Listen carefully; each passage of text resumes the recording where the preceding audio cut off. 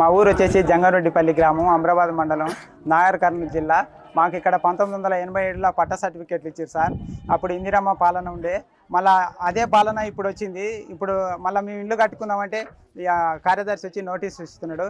ఎందుకు నోటీస్ ఇస్తున్నాడు అని మేము గ్రామ పెద్దలమంతా ఎంఆర్ఓ ఆఫీస్కి పోయి కలిస్తే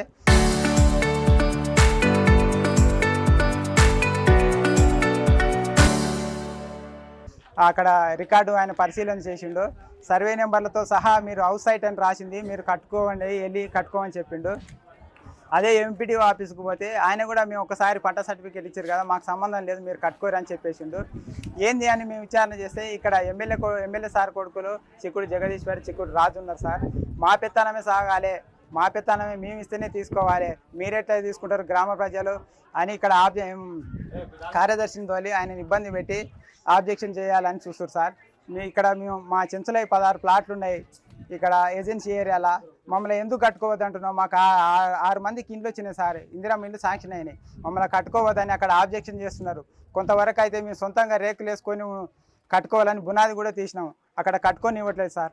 దయచేసి ఇది మీడియా మిత్రులు కానీ పత్రికా విలేకరులు కానీ మా తరపున అడిగి మాకు న్యాయం చేయాలని కోరుకుంటున్నాం సార్. ఇక్కడ మేము ఉండడం కాబట్టి 40 ఏళ్ల నుంచి మా నాయన ఇక్కడనే నివసించి ఇక్కడనే చనిపోయింది సార్. అందువరకు మేము ఇక్కడనే నివసిస్తున్నాం.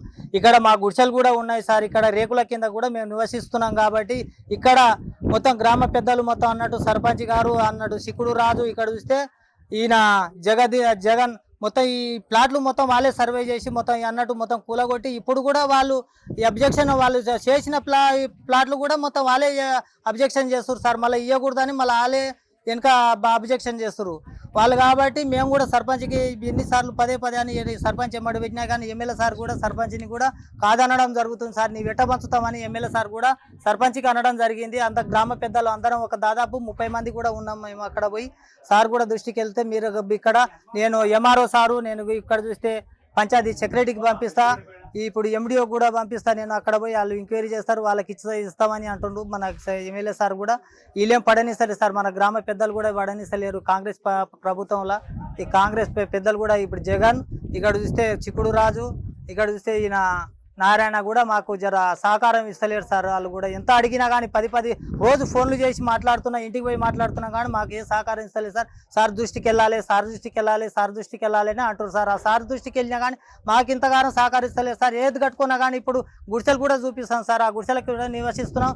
అక్కడ మేము కూడా రాళ్ళు కూడా కొంత నాగా సర్పంచ్ వాళ్ళ ప్లాట్లు కూడా వాళ్ళకు అమ్ముకున్నారని నాగా సర్పంచ్ కూడా వాళ్ళు ప్రెషర్ చేస్తే ఆయన అమ్ముకోవడం జరుగుతలేదు సార్. ఆయన న్యాయంగా వాళ్ళ కొడుకులు అంటే మీరు ఇట్లా కట్టుకోరి, కళ్ళకుంట నుంచి వచ్చారు, మీరు ఇక్కడ కట్టుకోరి అని మాకు ధర్మంగా ఇచ్చినా కాబట్టి ఆయన కూడా ప్రెషర్ చేస్తారు సార్. ఆయన కట్టుకోకుండా కూడా ప్రెషర్ చేస్తారు మమ్మల్ని.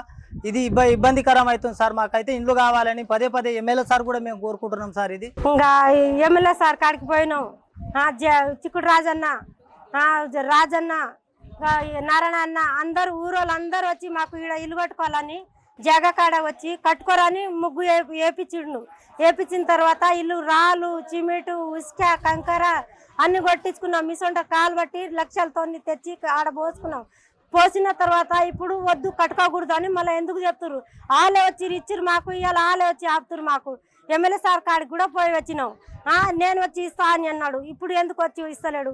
చెంచు వాళ్ళకి ప్లాట్లు ఈయన ఊరు నాగయ్య అమ్ముకుండు. ఈ ప్లాట్లు మొత్తం లంబడి వాళ్ళకి చెంచు వాళ్ళకి అమ్ముకుందని ఆయన మీద కంప్లైంట్ ఇచ్చిండు ఈ ఊరు కార్యదర్శి. కానీ ఈ ఊర్లో చేసింది ఆయన అందరికి న్యాయం జరగాలనే చేస్తుండు, కానీ ఆయన ఒకరికి తినాలనేది అయితే ఆయనకు లేదు. ఎప్పుడైనా ఆయన ఒకరికి న్యాయం చేయాలనేదే ఉంటుంది, ఆయన తినేది అయితే ఏం లేదు. మేము 92 ప్లాట్లు తెచ్చుకున్నాం సార్ అప్పుడు. అంటే ఇప్పుడు ఎన్ని ఏళ్ళు అవుతుందంటే 39 ఏళ్ళు అవుతున్నాయి వచ్చి. 39 ఏళ్ళకు మరి మేము ఆడ దొడ్లు వేసుకున్నాం. దొడ్లన్నీ గోలగొట్టిండు, ఒక్కొక్క దొడ్డి 20-30 ఏళ్ళు అయింది. 20-30 ఏళ్ళు అయితే మొత్తం గోలదెంగారు. ఇప్పుడు మాదే సాగాలి అని వాళ్ళు చేస్తుండ్రు. ఏంది ఇది, నాకు అయితే అర్థమైతే లేదు ఇది, మళ్ళీ ఎందుకు అట్లా చేసేది అని. ఇప్పుడైతే ఎవరుండడు ముఖ్యమంత్రి, ఆయన అయితే మేము ఆయన కాదు ఇందిరమ్మ ఇల్లు మాకు లేవు, మాకు ఇల్లు కూడా వస్తే ఇల్లు కొట్టేసారు, ఇందిరమ్మ ఇల్లు వస్తే కూడా కొట్టేసారు. మేము ప్లాట్లు ఉన్నాయి వెనకడికి ఎవరు ఇచ్చారు, మేము పుట్టక ముందు ప్లాట్లు ఇచ్చారు. పెద్ద మనిషి హనుమంతో ప్లాట్లు చేపించి సర్పంచ్ గెలిపించుకున్నాం. ఎవరు ప్లాట్లు వాళ్ళకి ఇద్దామని మేము ఊరోళ్ళు అందరం కలిసి ఉన్నది కంప చెట్లు అన్ని కొట్టేసి రాళ్ళు బాతి అన్నీ చేసినాం.